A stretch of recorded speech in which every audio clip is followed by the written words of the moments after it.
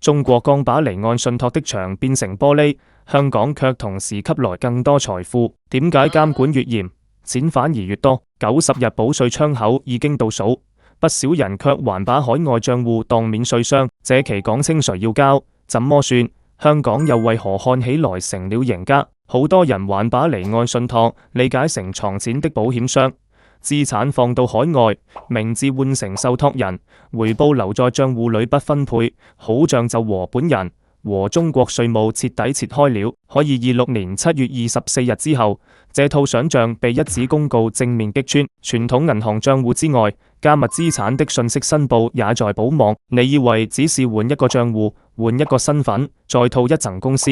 監管看到的卻可能仍然是同一個出資人，同一條控制鏈和同一份經濟利益。先把結論放在前面，離岸信託冇被禁止，香港也冇突然變成稅務避風港。真正改變的是，財富管理正在從靠結構隱藏轉向靠合規留下。以前大家爭的是哪一層公司更隱蔽，哪個司法管轄區交換得更慢。而家真正重要的是你是誰的稅務居民，錢從哪裡來，誰實際控制，回報屬於誰，以及每一步有冇按時申報。26年7月24日，財政部和國家稅務總局聯合發布第21號公告，當天生效。這是中國第一次針對離岸信託個人所得稅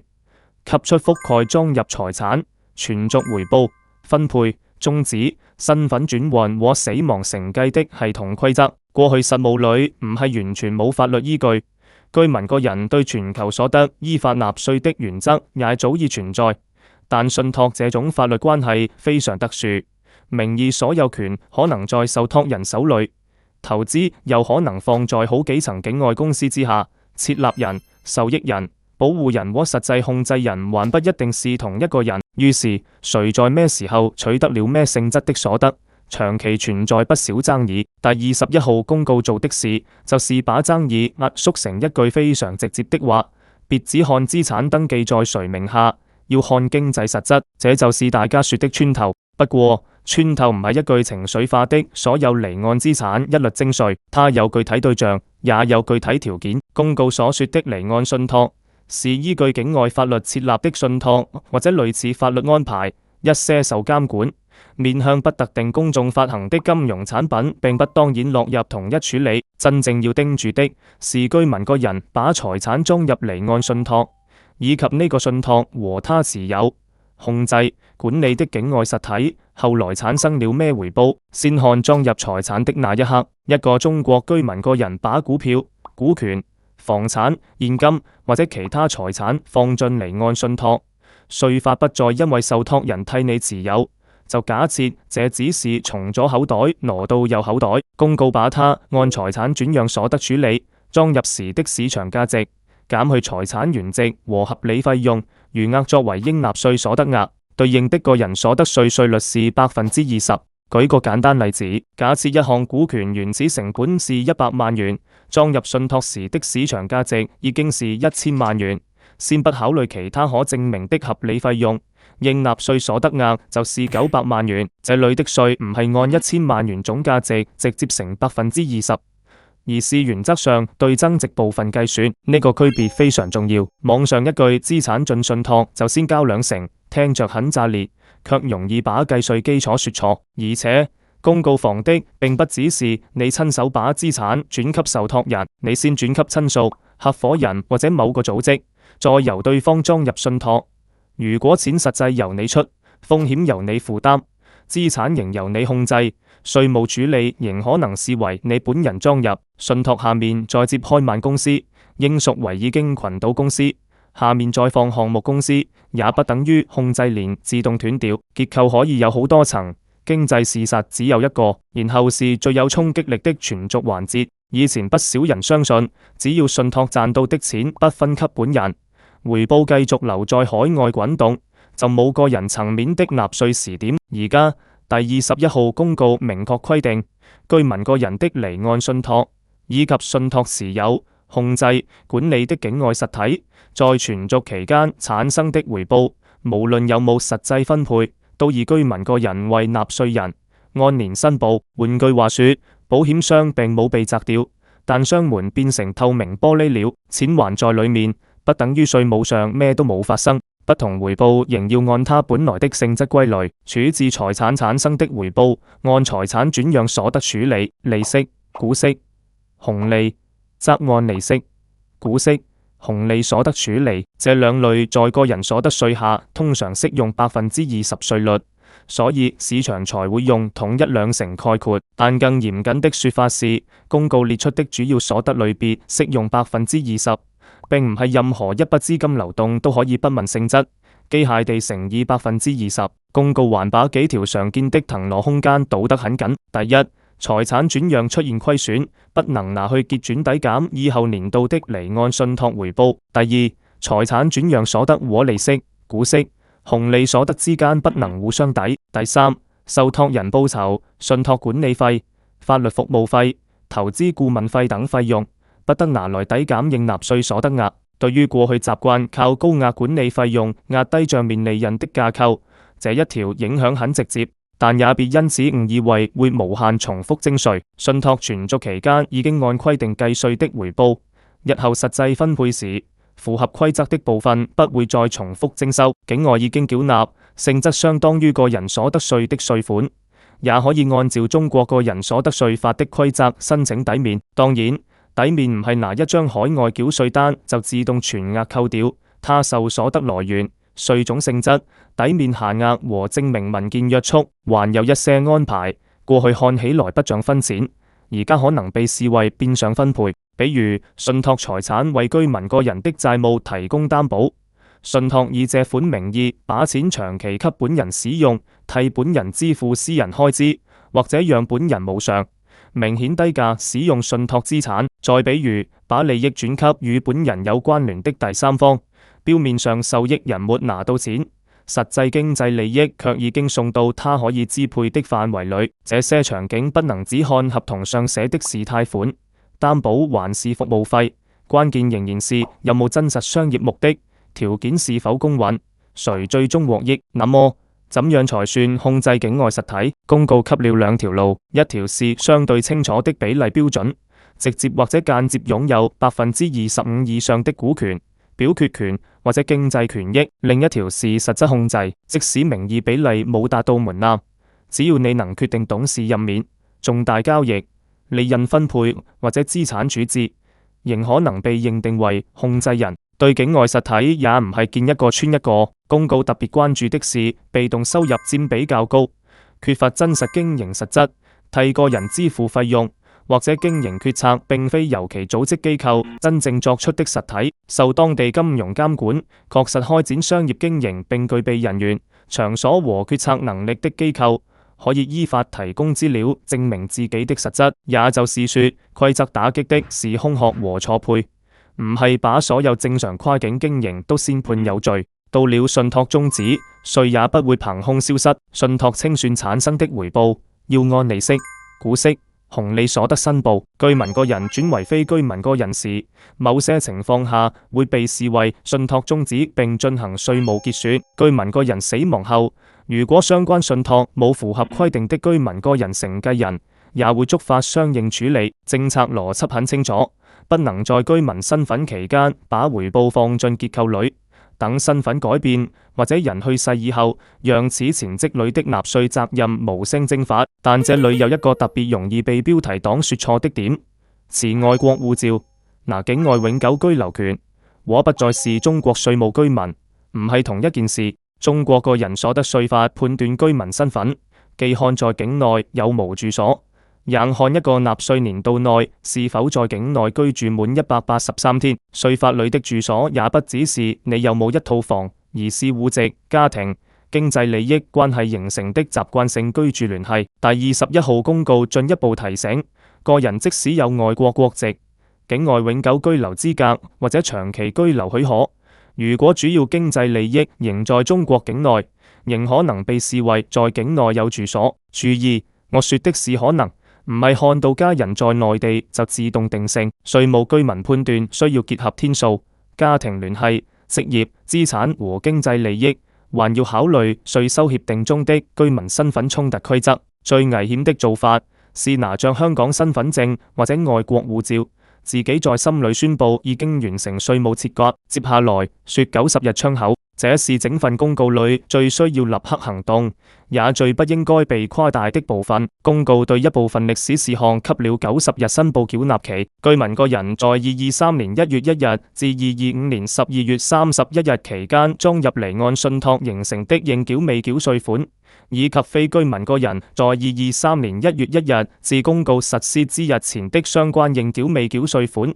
應在公告實施之日起90日內申報繳納。2026年1月1日以前，居民個人離岸信託存續期間產生的回報，不再逐不追問原來的所得分類，而是按利息、股息、紅利所得，在同一個90日期限內申報。非居民個人設立的離岸信託，在此前向居民個人分配的所得也有對應處理。按7月24日起算，市場通常把10月22日視為呢個90日窗口的最後節點，但實際申報時唔好只看媒體倒數，應該向主管稅務機關確認計算口徑、資料要求和受理時間。最關鍵的一句話來了，公告明確寫的是在期限內申報繳納，不加收滯納金。他冇把這段窗口寫成一場無條件、全覆蓋的稅務赦免，所以主動補稅一律免處罰，只追本金這種說法太滿了。納稅人究竟是否存在其他違法情形，資料是否真實完整，要按具體事實和徵管規則判斷。能確定的優惠是符合過渡安排並按期繳納的稅款，不加收滯納金。如果逾期，稅務機關將按稅收徵收管理法處理並加收滯納金。屬於偷逃稅的，還可能追繳稅款、滯納金並處罰款。情節嚴重、符合刑事追訴條件的，才可能進入刑事責任層面。唔係慢一天就自動坐牢，也唔係把錢補上就能當掩抹掉所有責任。稅務問題最怕兩個極端，一個是僥倖，另一個是恐慌。公告另有一項5年分期安排，但適用的是信託終止或者居民個人死亡後，因困難不能按期繳稅，經向稅務機關備案的場景。身份轉換只有次月申報期限，並冇寫進這項5年安排。它更不等於90日歷史補繳稅款可以自動分5年付。把幾個制度拼在一起，是目前不少短視頻解讀裏的又一個行。至於網上流傳的某位企業家要補幾十億元，某位創始人要補幾億元，你可以把它當作流量內容看，不能當作已經發生的稅務事實。稅務機關冇公開這些人的信託帳簿、成本基礎、歷史分紅、境外已繳稅額和居民身份。外界僅憑上市公司股權和公開分紅，很難算出個人最終稅額。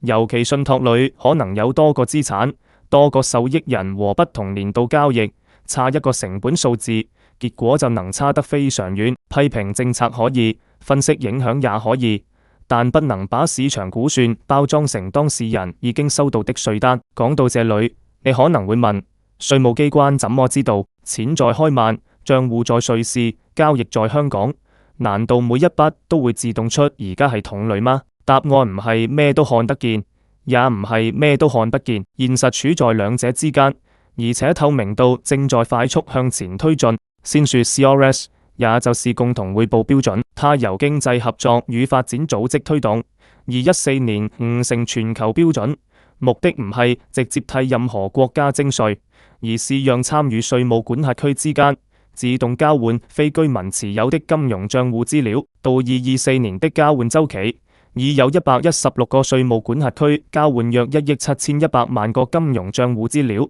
所涉資產接近13萬億歐元。這套系統通常會涉及賬戶持有人的姓名、地址、稅務居民所在地、稅務識別號、賬戶餘額以及利息、股息、出售金融資產所得等資料。金融機構先做盡職調查，再向所在地稅務機關申報，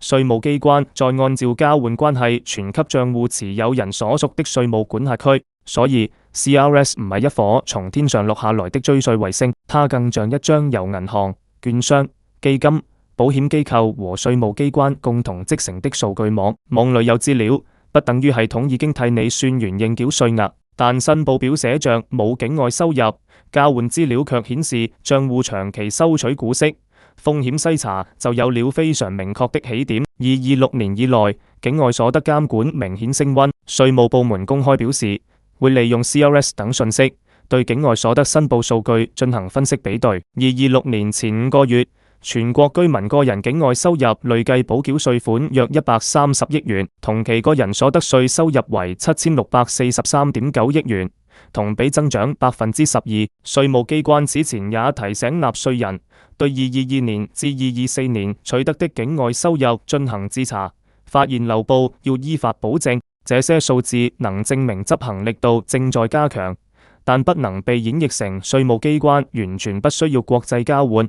單靠銀行內部人工智能就能看穿全球所有資產。境外賬戶資料從哪裡來？要看金融機構申報、國際交換、納稅人申報、境內資金流、案件線索以及其他依法取得的數據。大數據分析確實降低了篩查成本，能把過去散落的線索放在一起比對。可冇公開證據支持系統當日自動鎖定所有離岸資產這種絕對說法。更準確的理解是，監管已經不再依賴一張孤零零的名單，它可以把多個來源拼起來。你的稅務居民自我聲明寫了咩？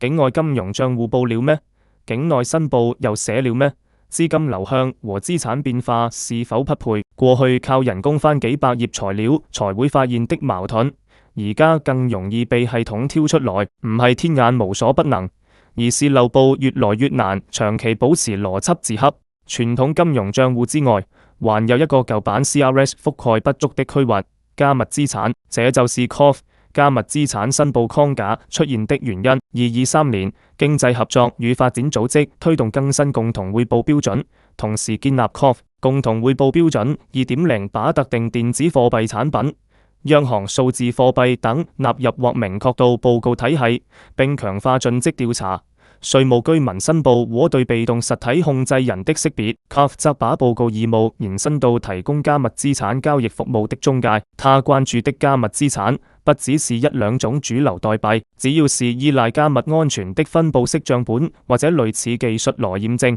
保障交易的數字價值表示，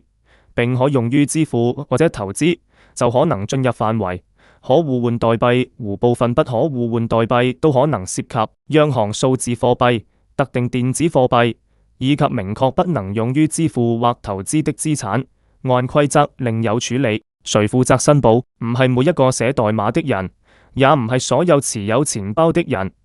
而是與相關稅務管轄區存在連接，以業務方式替客戶執行或者促成加密資產交易的服務提供者、交易所、經紀商、交易商、部分自動櫃員機運營者都可能落入範圍。他們要識別客戶姓名、地址、稅務居民所在地和稅務識別號，並匯總申報買入、買出、交換和轉移等交易資料。這會讓加密資產徹底失去匿名性嗎？也不能咁樣說。冇經過報告服務商的點對點自託管交易，最終難度仍然不同。但只要你要把法幣換成加密資產，通過受監管平台交易，再把資產轉回銀行體系，服務商掌握的身份資料和交易匯總，就會讓賬戶屬於誰更容易被連接起來。區塊鏈地址可以是一串字符，出入金通道卻通常要認識真人。香港在這方面的時間表必須講準確。相關法案在2026年5月22日刊憲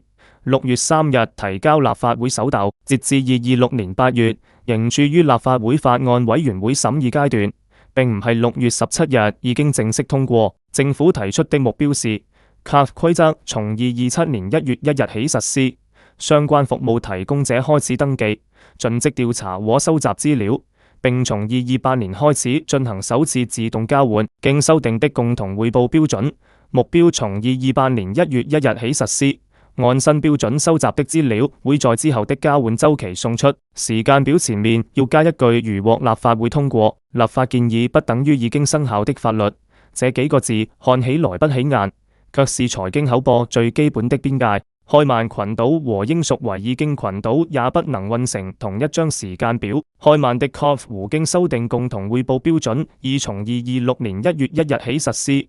2026年度資料在2027年進入首次報告和交換。英屬維爾京群島同樣推進經修訂共同匯報標準，但其給承諾的首次交換目標是2028年，大家都在變透明，不代表每個地方同一天、同一種方式起跑。雙重稅務居民又是另一處高風險誤區。經修訂的共同匯報標準強調，賬戶持有人要如實申報全部稅務居民所在地，金融機構要按適用規則報送，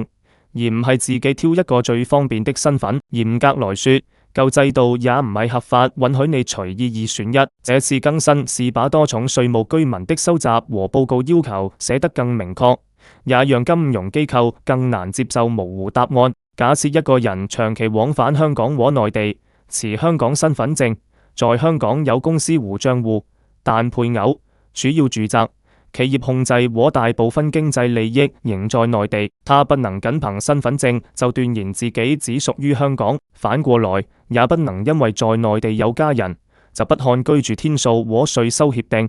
直接認定一定是內地居民。真正的做法是先分別按照兩地國內法判斷，再看有冇雙重居民衝突，最後依照適用的稅收安排和事實處理。而家終於可以回答開頭那個悖論了，點解離岸資產越來越透明，香港的財富管理規模反而繼續上升？截至2025年底，德勤受香港投資推廣署委託進行的研究估算，香港有3384家單一家族辦公室，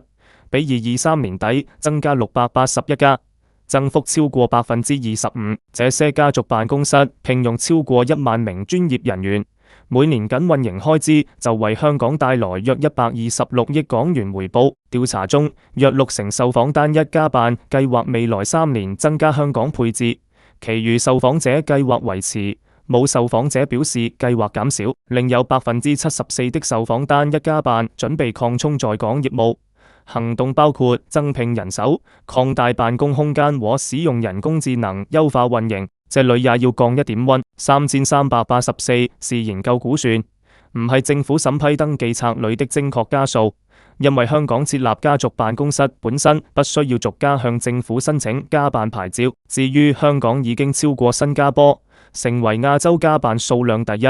不同研究對家辦門檻、資產規模和是否實際運營的定義並不一致，不能只拿兩個口徑不同的數字直接排名。但香港財富管理的整體上升並唔係想象。波士頓諮詢公司的2026年全球財富報告顯示，2025年記帳在香港的跨境財富增長10.7%，達到約2.95萬億美元，以極小差距超過瑞士的2.94萬億美元，首次成為全球最大的跨境財富記帳中心。報告把內地資金流入、香港新股市場活躍和股市上漲列為重要推動因素，並預計到23年，香港跨境財富規模年均增長約9%。這講明咩？財富選擇香港未必是為了隱身，更多時候是為了接近內地市場，同時使用國際化的銀行、法律、會計、託管和資本市場服務，是為了多幣種配置、企業融資、繼承規劃和跨境運營，也是因為一個家族一旦在香港建立銀行關係、僱用團隊、租下辦公室，把投資決策和下一代生活安排放進來，遷移成本就會變高。香港政府也在繼續跟馬。2026年6月提交立法會的稅務修訂法案，建議優化基金、家族投資控權工具和附帶權益的優惠稅制，把貸款、私募債權、數字資產、貴金屬和部分大宗商品擴進合資格投資類別，撤銷部分附帶交易門檻，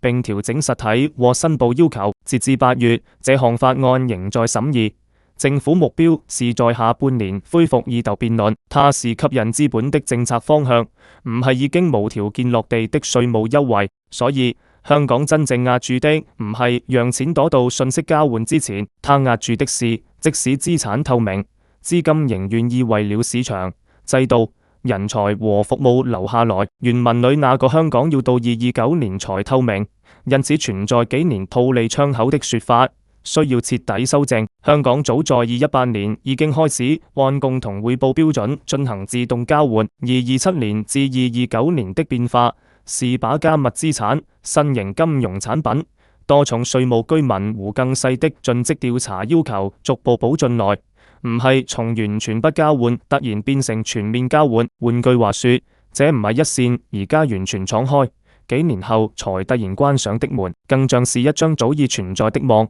接下來會加密網眼，把資產從開曼轉到香港。也不會自動改變你的稅務居民身份，把證券換成代幣，也不會自動消滅已經實現的所得，把個人賬戶改成公司賬戶，更不會讓實際控制關係憑空消失。任何為了搶時間而倉促轉讓、終止信託、改變受益人或者跨境搬遷資產的動作，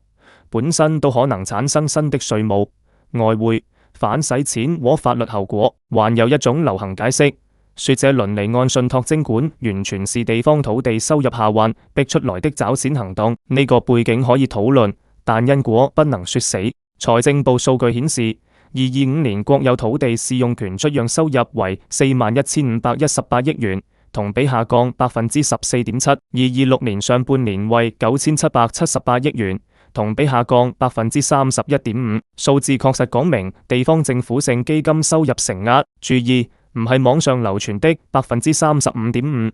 而是31.5%。但土地收入下降，不能單獨證明第21號公告就是為了填某個財政缺口。更穩妥的解釋是，多重力量在同一時間交匯。居民個人全球所得徵稅的法律原則早已建立，CRS 資料規模擴大，數字化風險管理能力提升，離岸信託的計稅規則需要明確。全球稅務透明也是共同趨勢。財政壓力可能讓徵管效率更受重視，卻唔係我們可以憑兩個時間點就下定論的唯一原因。對普通投資者來說，這件事真正有用的部分，唔係圍觀誰要補幾十億元，而是立刻回答5個問題。第一個問題，我到底是哪裡或者哪些地方的稅務居民？唔好用護照、身份證、銀行開戶地替代稅務分析，把每個年度的居住天數、家庭和職業安排、主要經濟利益、稅收協定都放到一起看。第二個問題，我有冇境外所得，而不只是境外資產。持有一項資產和取得應稅所得唔係一回事。賬戶餘額很大，不一定等於當年全部要納稅，但利息、股息、財產轉讓回報、租金和信託分配，也不能因為錢沒匯回境內就當作不存在。第三個問題，信託裏誰實際出資，誰能控制，誰享受利益？把信託契約、意願書、保護人權力、底層公司章程、董事決議、銀行流水和投資交易記錄放在一起看。合同寫着不可撤銷，不代表設立人事實上冇控制，受託人名字在資產登記上，也不代表經濟利益必然與設立人無關。第四個問題，歷史成本和境外已繳稅款有冇證據？好多人只保留而家的賬戶餘額，卻找不到多年以前的買入成本、重組文件和完稅憑證。冇成本資料，計算裝入財產時的增值就會困難。冇合規的境外納稅證明，想申請稅收抵免也會受阻。第五個問題，那些期限正在走？第21號公告的90日過渡期是最緊迫的一條，但唔係唯一一條。居民個人境外所得通常有年度申報期限，信託裝入財產按年回報、分配和終止有可能對應不同申報節點。唔好等最後幾天才把跨越10年的文件應給顧問，更唔好相信網上一張萬能補稅表可以替代個案判斷。如果你發現可能漏報，最不應該做的是立刻拆結構、銷賬戶、轉給親屬，或者編造一份新的稅務居民聲明。越是臨近申報窗口，異常動作越可能讓資料鏈變得更複雜。正確順序應該是先保存文件，再還原事實，確定居民身份和所得性質，計算成本、稅額與可抵免稅款，然後向主管稅務機關或者具備跨境經驗的合資格專業人士核實。也要防詐騙。稅務提醒：銀行盡職調查和信託資料更新增加之後，一定會有人冒充稅務機關、銀行或者律師事務所，聲稱可以付費刪除 CRS 記錄、修改稅務居民或者100%免稅。真正的合規不會要求你把資產轉進陌生錢包，也不會靠偽造居住證明解決問題。收到通知，先通過官方渠道核驗，涉及大額資產，再找有執業資質、能對意見負責的人。把鏡頭拉遠一點，你會發現這唔係中國一個地方的特殊故事，全球財富管理的競爭規則正在換檔。過去一個財富中心最值錢的賣點可能是保密，而家保密仍然重要，但它必須是對公眾和商業對手的合法隱私保護，而唔係對稅務機關隱瞞身份和所得。未來真正有競爭力的地方，唔係最會藏，而是能在透明規則下仍然提供安全的託管、穩定的法律、深度市場、專業人才和跨境連接。這也是點解追稅導致資金外流。香港利用時間差全部接走呢個故事雖然刺激，卻解釋不了全部現實。有些資金會因為風險偏好和地緣配置離開原來的市場，有些家族會調整信託和持有架構，有些資產確實會轉到香港記着，但資金來到香港不等於脫離中國居民全球所得規則，更不等於稅務機關要等到2029年才可能知道。香港真正要證明的是另一件事，當透明度繼續提高，留下來的究竟是只想短暫停靠的資金，還是願意建立團隊、開展投資、使用本地專業服務的長期資本？如果只是為了報告規則的時間差而來，規則一變，錢就可能再走；如果已經形成經營、人才和市場連接，它就有可能留下。所以這場競爭最後比的唔係誰能把燈關得更暗，